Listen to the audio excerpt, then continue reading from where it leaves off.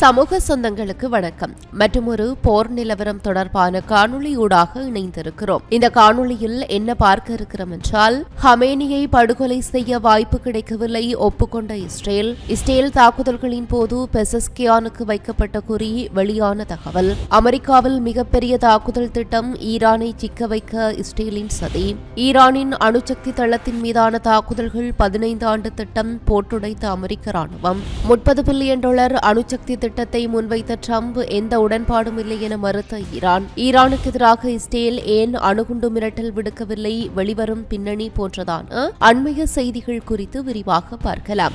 Israel ஈரானிடையே போர் நிறுத்தம் அமலுக்கு வந்த பின் முதல் முறையாக ஈரான் தலைவர் அயதுல்லா அலி ஹமேனி பேசிய போது அமெரிக்காவின் முகத்திலேயே அறைந்தோம் என்று தெரிவித்திருக்கிறார். மேலும் ஈரானை தொட நினைத்தால் அதிக விலை கொடுக்க நேரிடும், கத்தாரில் உள்ள அமெரிக்க விமானப்படை தளத்தை தாக்கி பதிலடி கொடுத்தது போல என்று தெரிவித்திருந்தார். மேலும் எங்களை தொட நினைத்த அமெரிக்காவுக்கு பாடம் புகட்டி இருக்கிறோம். தற்போதைய போரில் அமெரிக்காவுக்கு எந்த பலனும் இல்லை. இஸ்லாமிய குடியரசு வெற்றி பெற்றது.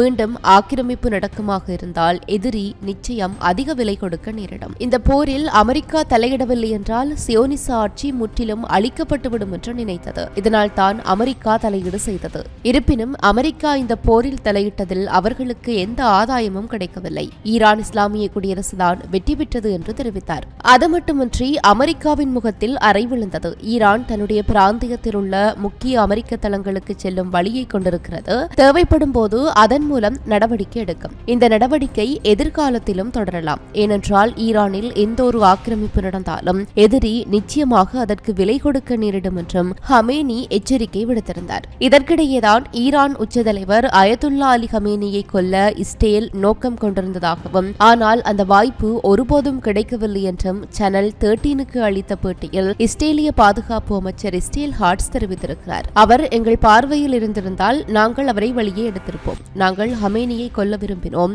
ஆனால் எந்த செயல்பாட்டு வாய்ப்பும் கிடைக்கவில்லை என்று தெரிவித்திருக்கிறார். இஸ்ரேல் அத்தகைய நடவடிக்கைக்கு அமெரிக்காவின் ஒப்புதலை கோரியதா என்று கேட்டதற்கு, இந்த விஷயங்களுக்கு எங்களுக்கு அனுமதி தேவையில்லை என்று ஹாட்ஸ் பதிலளித்திருக்கின்றமை குறிப்பிடத்தக்கது.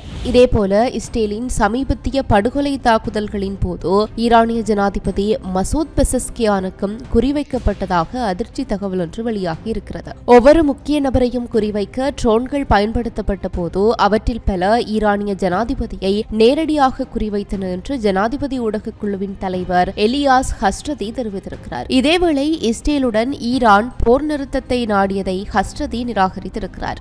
நாங்கள் ஒரு போர் நிறுத்தத்தை கேட்கவில்லை. இஸ்ரேல் தொடர்ந்து தாக்குதல் நடத்தும் வரை நாங்கள் தீவிரமாக பதிலடி கொடுப்போம் என்று மட்டுமே கூறினோம் என்றும் அவர் கூறியிருக்கிறார். போரை நிறுத்துவது என்பது எதிரி முயற்சிப்பதை நிறுத்திவிட்டதாக அர்த்தமல்ல. படுகொலைகள், உளவியல் போர் மற்றும் நாச வேலைகளுடன் இது தொடர்கிறது என்றும் ஹஸ்ரதி சுட்டிக்காட்டியிருக்கிறார்.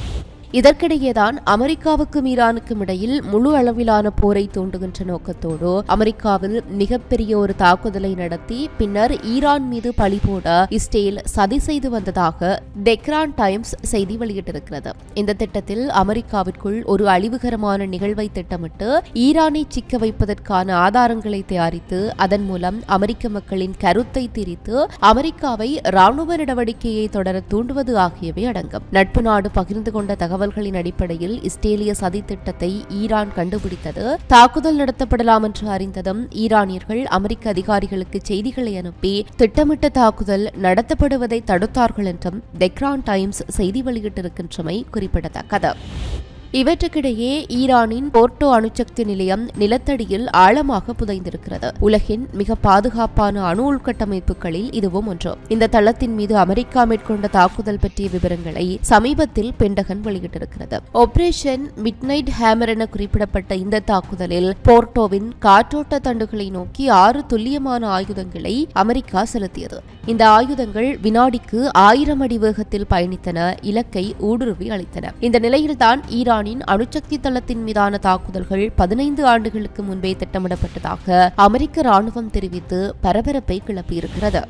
மறுபுறம் ட்ரம்ப் நிர்வாகம் சமீபத்திய ரகசிய பேச்சுவார்த்தைகளில் ஈரானுக்கு $30 பில்லியன் மதிப்புள்ள சிவில் அணுசக்தி திட்டத்தை ஆதரிப்பது மற்றும் பொருளாதார தடைகளை தளர்த்துவது குறித்து விவாதித்ததாக CNN செய்தி வெளியிட்டிருக்கிறது. ஈரானுக்கும் இஸ்ரேலுக்கும் இடையில் தாக்குதல்கள் நடந்து கொண்டிருந்த போதிலும் கடந்த வாரம் மறைமுக பேச்சுவார்த்தைகள் தொடர்ந்தன என்றும் அந்த வட்டாரங்கள் தெரிவித்திருக்கின்றன. ஒரு ஆரம்ப திட்டத்தில் ஈரான் யுரேனியம் செறிவூட்டலை முற்றிலுமாக கைவிட ஒப்புக்கொண்டால் அமெரிக்கா தலைமையிலான ஈரானிய அணுசக்தி திட்டத்தில் வெளிநாட்டு ஆதரவுடன் முதலீடுகள் மேற்கொள்ளப்படும். பிராந்திய பங்காளிகளின் செலவை ஈடுகட்ட அமெரிக்கா விரும்புவதால் அமெரிக்காவிடமிருந்து இந்த திட்டத்திற்கு பணம் வராது என்றும் ஒரு அதிகாரி தெரிவித்திருப்பதாக CNN தெரிவித்திருக்கிறது. இதையடுத்து அமெரிக்காவுடன் பேச்சுவார்த்தைகளை மீண்டும் தொடங்குவதற்கு எந்த உடன்பாடும் இல்லை என்றும் பேச்சுவார்த்தைகள் குறித்த எந்த விவாதமும் நடக்கவில்லை என்றும் ஈரானிய வெளியுறவு அமைச்சர் அப்பாஸ் அராக்சி அறிவித்திருக்கிறார். பேச்சுவார்த்தைகளை மீண்டும் தொடங்குவதற்கு எந்த உடன்பாடுகளும் இல்லை. பேச்சுவார்த்தைகள் பற்றிய எந்த உரையாடலும் கூட நடைபெறவில்லை. தற்போது பேச்சுவார்த்தைகளுக்கு எந்த அடிப்படையும் இல்லை என்று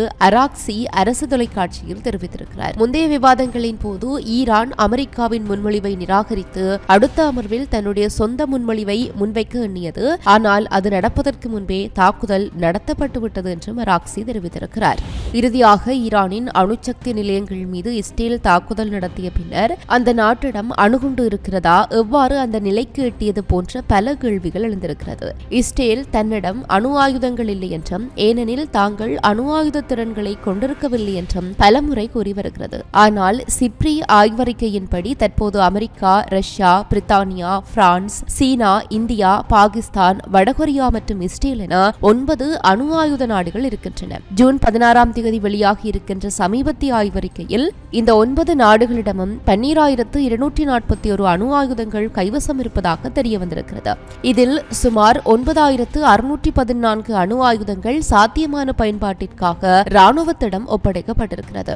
ஏவுகணைகள் மற்றும் விமானங்களுடன் 3,912 அணு ஆயுதங்கள் பொருத்தப்பட்ட நிலையில் இருப்பதாகவும் எஞ்சியவை மத்திய சேமிப்பில் வைக்கப்பட்டுள்ளதாகவும் இந்த அறிக்கையில் கூறப்பட்டிருக்கிறது. சுமார் 2,100 அணு ஆயுதங்கள் பாலிஸ்டிக் ஏவுகணைகளில் பொருத்தப்பட்டு எப்போது வேண்டுமானாலும் பயன்படுத்தும் நிலையில் தயாராக இருக்கிறது. இந்த நிலையில் சிப்ரி வெளியிட்டிருக்கின்ற ஆய்வறிக்கையில் அணு ஆயுதங்களை வைத்திருப்பதை பகிரங்கமாக ஒப்புக்கொள்ளாத இஸ்ரேல் அதன் அணு ஆயுத திட்டங்களை நவீனமயமாக்குவதாகவும் பதிவு செய்யப்பட்டிருக்கிறது. 2024ஆம் ஆண்டில் அணுசக்தி திறன் கொண்ட பாலிஸ்டிக் ஏவுகணைகளின் ஜெரிகோ வரிசை ஏவுகணை உந்துவிசை அமைப்பின் சோதனையை இஸ்ரேல் நடத்தியது. அத்துடன் டிமோனாவில் உள்ள இஸ்ரேலின் புளூட்டோனியம் உற்பத்தி உலை தளத்தையும் மேம்படுத்துவதாக தெரிகிறது. வெளியாகியிருக்கின்ற தரவுகளின் அடிப்படையில் இஸ்ரேலிடம் 90 அணு ஆயுதங்கள் இருப்பதாகவும் அவை அனைத்தும் ராணுவத்திடம் ஒப்படைக்கப்பட்டிருப்பதாகவும் அதாவது எப்போது வேண்டுமானாலும் பயன்படுத்தலாம் என்ற நிலையில் வைக்கப்பட்டுள்ளதாகவும் தெரிய வந்திருக்கிறது. இருப்பினும் இஸ்ரேல் தங்களிடம் அணு ஆயுதங்கள் இல்லை என்றும் அணு ஆயுத திறன்களை கொண்டிருக்கவில்லை என்றும் கூறி வருகிறது. இதனாலேயே ஈரானுடனான 12 நாட்கள் நீடித்த மோதலில் அணு ஆயுதங்களை பயன்படுத்துவதாக இஸ்ரேல் மிரட்டல் விடுக்கவில்லை என்று கூறப்படுகிறது. இத்துடன் இந்த காணொளி நிறைவு பெறுகிறது. இந்த காணொளி பற்றிய உங்களுடைய கருத்துக்களை கீழே இருக்கிற கமெண்ட்ஸ் பக்கத்தில் பதிவிட்டு சொல்லுங்க. மற்றும் ஒரு காணொளி வாயிலாக சந்திக்கலாம். தொடர்ந்தும் சமூகத்தோடு இணைந்திருங்கள். இது போன்ற பல செய்திகளை தெரிந்து கொள்ள நம்முடைய சமூக மீடியா யூடியூப் சேனலை சப்ஸ்கிரைப் செய்து அருகில் உள்ள பெல் பட்டனை கிளிக் செய்யுங்கள். மேலும் செய்திகளை உடனுக்குடன் தெரிந்து கொள்ள சமூகமீடியா.com என்ற இணையதளத்தின் வாயிலாக எங்களுடன் இணைந்திருங்கள்.